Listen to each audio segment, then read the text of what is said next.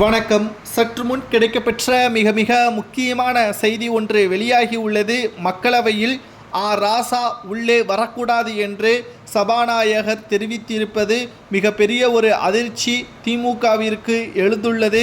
குறிப்பாக எதிர்க்கட்சிகளாக இருக்கக்கூடிய 10 எம்பிக்கள் உள்ளே வரக்கூடாது. அதிலும் குறிப்பாக ராசா அவர்களுக்கு இடைநீக்கம் கொடுத்துள்ளது. மக்களவை உறுப்பினர்கள் ஒட்டுமொத்தமாக புறக்கணித்து விட்டார்களா? ராசாவின் செயலால் மக்களவையே இன்று பெரும் பரபரப்பிற்கு ஆளாகியுள்ளது. வகுப்பு வாரிய சட்ட மசோதா நிறைவேற்றுவதற்கான ஏற்பாடுகள் இன்று மக்களவையில் நடைபெற்று கொண்டிருக்கக்கூடிய நிலையில் அதற்கு எதிர்ப்புகள் தெரிவிக்கும் விதமாக ராசா அவர்கள் பேசியுள்ளார். ஆனால் அவரது குறிப்பிட்ட நேரத்தில் பேசாமல் மற்றவர்கள் பேசும் பொழுது இடையூறாக செயல்பட்டதன் காரணமாகவும் அதற்கான சரியான நேரத்தில் அவருக்கு கொடுக்கப்படக்கூடிய நேரத்தில் பேசினால் நிச்சயம் இந்த மசோதாவிற்கு எதிராக தீர்மானங்களோ அல்லது ஆதரவுகளோ கிடைப்பதற்கு வாய்ப்புகள் இருந்திருக்கும்.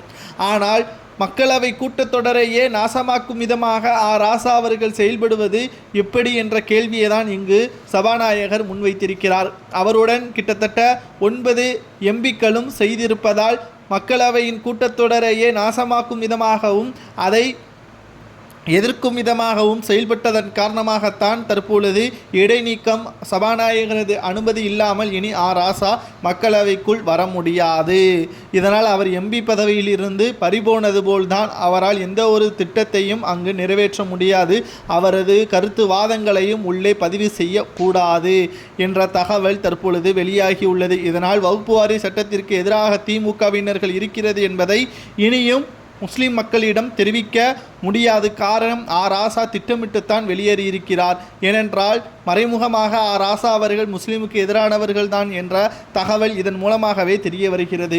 அவருக்கு குறிப்பிட்ட நேரம் கொடுக்கும் பொழுது அவர் வகுப்பு வாரிய சட்டத்தை பற்றி பேசியிருந்தால் நிச்சயம் அது பதிவு செய்யப்பட்டிருக்கும். இதனால் அனைத்து ஆதரவுகளும் வகுப்பு வாரிய சட்டத்திற்கு ஆதரவாக இருக்கிறதா, எதிராக இருக்கிறதா, 3/2 பங்கு எது அதிகம் எது குறைவு என்பதை பொறுத்துதான் மசோதா நிறைவேற்றப்படும். அப்படிப்பட்ட சூழலில் தற்பொழுது இடைநீக்கம் செய்யப்பட்டிருப்பதால் இவர்களது வாதங்களோ அல்லது இவர்களது ஓட்டுக்களோ அங்கு விழாமல் போகும்.